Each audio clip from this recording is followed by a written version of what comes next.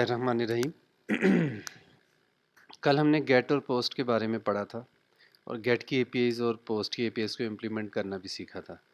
लेकिन गेट और पोस्ट के बारे में डिफरेंस के बारे में हम ज़्यादा डिस्कस नहीं कर सके। तो आज हम गेट और पोस्ट की एपीआईज़ में जो डिफरेंस है उसके बारे में डिस्कस करेंगे। आपको याद होगा कल जो हमने एग्जांपल्स डिस्कस की वो गेट की एपीआईज़ की एग्जांपल्स थी। लाइक अगर आपको किसी वेबसाइट से सर्विसेज लेनी है, लाइक आप वेदर की इन्फॉर्मेशन शो करना चाह रहे हैं या क्रिकेट की इन्फॉर्मेशन शो करना चाह रहे हैं, या किसी स्टूडेंट ने अपनी वेबसाइट पे स्टूडेंट्स का डाटा अपडेट किया है और वो चाह रहा है कि कोई भी उस डाटा को यूज़ कर सके, तो वो एपीआईज़ प्रोवाइड करेगा। दूसरे लोग उस एपीआईज़ की मदद से उस डाटा को शो करेंगे। ये सारा काम गेट की एपीआईज़ के ज़रिए होता है। और गेट की एपीआईज़ को आपको याद होगा, हमें क्रोम में हिट करके देखा। सिंपल एक यूआरएल हिट करते हैं तो डेटा रिटर्न हो जाता है, जैसे कि नाम से जाहिर है कि डेटा गेट करना। अब पोस्ट की एपीआई क्या है? बेसिकली गेट और पोस्ट की एपीआई में जो टेक्निकल डिफरेंस है वो ये है कि गेट की एपीआई में अगर आप कोई डाटा भेजना भी चाहें तो वो यूआरएल के साथ एम्बेड होके जाता है। मैं आपको अभी एक एग्जांपल के साथ बताऊंगा कि किस तरह से डाटा जाएगा अगर भेजना पड़े। लेकिन पोस्ट की एपीआई में डेटा जो है वो सिक्योर होता है। वो यूआरएल के साथ एम्बेड होके नहीं जाता, बल्कि जो रिक्वेस्ट होती है एचटीटीपी की रिक्वेस्ट, उसकी बॉडी के साथ अटैच होके जाता है। तो जब भी आपको कोई डेटा सर्वर पे भेजना हो तो आप गेट की एपीआई भी यूज़ कर सकते हैं और पोस्ट की एपीआई भी यूज़ कर सकते हैं। लेकिन ऐसे केस के अंदर रिकमेंडेड यही है कि आप पोस्ट की एपीआई यूज़ करें, क्योंकि ये सिक्योर है और ये इसी काम के लिए बनाई गई है ताकि आप डेटा सर्वर पे भेज सकें। अब क्वेश्चन अराइज ये होता है कि पोस्ट की एपीआई किन सिचुएशंस में यूज़ होगी? तो वेरी सिंपल आंसर कि लॉगिन और रजिस्टर की जो एपीआईज़ हैं वो पोस्ट की एपीआईज़ की बेस्ट एग्जांपल्स हैं।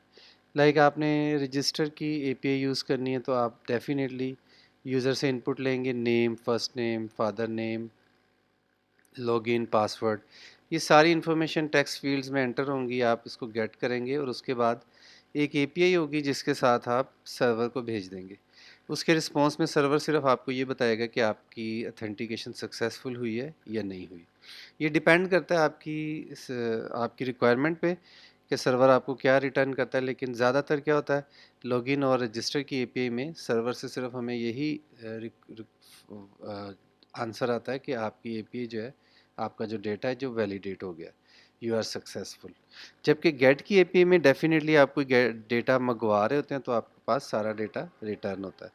तो आज हम एक एग्जांपल में देखेंगे गेट और पोस्ट में क्या फ़र्क है। मैं अभी आपको पोस्ट की एपीआई रिएक्ट जेएस में चला के दिखाऊंगा।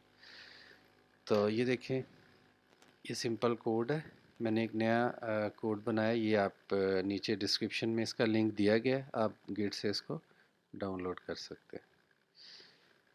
ये पोस्ट की एपीआई का पहले डेटा देखें। कंपोनेंट डिड मोड में मैंने फ़िलहाल कुछ नहीं लिखा, मैं बटन के क्लिक पे इस सारे को हैंडल किया है। अगेन फ्लैग का वेरिएबल यूज़ हुआ है हमारी अपनी लॉजिक के लिए। स्टार्ट में फ्लैग के वेरिएबल में वैल्यू 0 है। तो सबसे पहले अभी बटन प्रेस नहीं होगा तो ये सीधा रेंडर के फंक्शन में आएगा। ज़ीरो की ऑप्शन में क्या लिखा हुआ है, सिर्फ एक बटन बना दें, उसके ऊपर लिखा हो रजिस्टर। तो ये देखें स्टार्ट में ये इस तरह से शो होगा, बल्कि ये नीचे जो डाटा आ रहा है ये शो नहीं होगा। हम इसको रिफ़्रेश करके देखते हैं क्या आता है।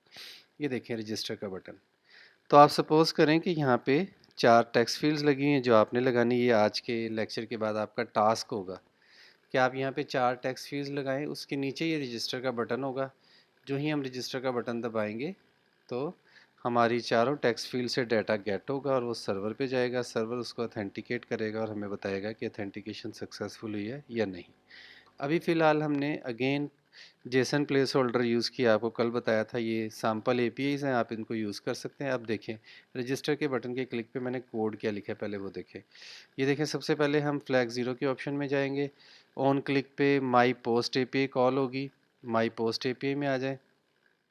इसमें देखें सैम्पल डाटा दिया हुआ है, ये डमी डाटा है। डिक्ट के अंदर लिखा हुआ है टाइटल फू, बॉडी में लिखा हुआ है बार user ID, Axios dot post. Same उसी तरह एक यूआरएल दिया गया होगा आपको, आप यूआरएल यहाँ पेस्ट कर दें, कोमा डिक्ट। ये वही डिक्शनरी है जब आप रियल काम कर रहे होंगे। लाइक ये मैंने ऊपर कमेंट करके लिख दिया ताकि आपको आसानी रहे।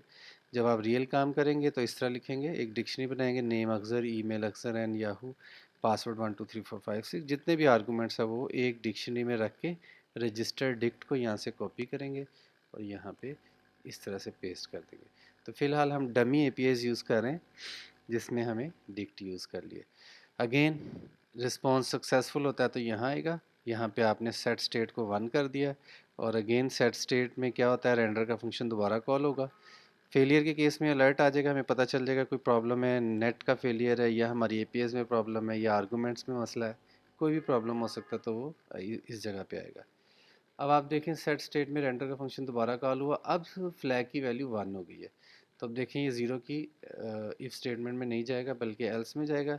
एल्स में अगेन बटन तो लिखा ही हुआ है ताकि शो होता रहे, लेकिन साथ में क्या लिखा है जाएगा, अक्सर पोस्ट रिक्वेस्ट सबमिटेड सक्सेसफुली। तो ये समझे कि ये जो एल्स पार्ट है ये सिर्फ उसी सूरत में चलेगा जब हमारी पोस्ट की एपीआई का रिज़ल्ट ये देखें इस जगह पे हम आएंगे। तो ये हमारी अपनी सारी लॉजिक है जो हमने खुद से हैंडल करनी है। तो ये अब मैं आपको पोस्ट का बटन क्लिक करके दिखाता हूँ। ये देखिए रजिस्टर पे मैंने क्लिक किया, ये एपीएस चल में इतना टाइम लगता है, उसके बाद क्या लिखा है, अक्सर पोस्ट रिक्वेस्ट सबमिटेड सक्सेसफुली, ये मैंने खुद लिखा है। आप चाहें तो यहाँ पे रिस्पॉन्स भी प्रिंट करा सकते हैं, जो भी रिस्पॉन्स आता है वो डेफिनेटली इस रिस्पॉन्स के अंदर है। अगेन जैसे गेट की एपी में हमने क्या किया था, इसको आइटम में आप स्टोर कर लें और चेक कर लें सर्वर आपको क्या रिस्पॉन्स दे रहा है। लेकिन मेरे लिए फ़िलहाल इतना काफ़ी था कि सक्सेस हो गया, इट मीन सक्सेस, तो मैंने लेबल अपना ही शो कर दिया।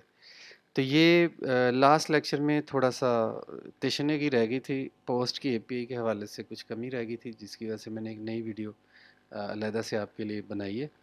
अगेन आप अगर अभी तक हमारा चैनल सब्सक्राइब नहीं कर सके इसको सब्सक्राइब करें। नेक्स्ट वीडियोस हमारी रिएक्ट नेटिव पे आ रही है, उसके बाद स्विफ्ट का एक पूरा कोर्स हम डिज़ाइन कर रहे हैं आपके लिए।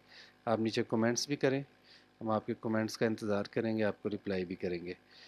अस्सलामु अलैकुम वरहमतुल्लाहि वबरकातुहू।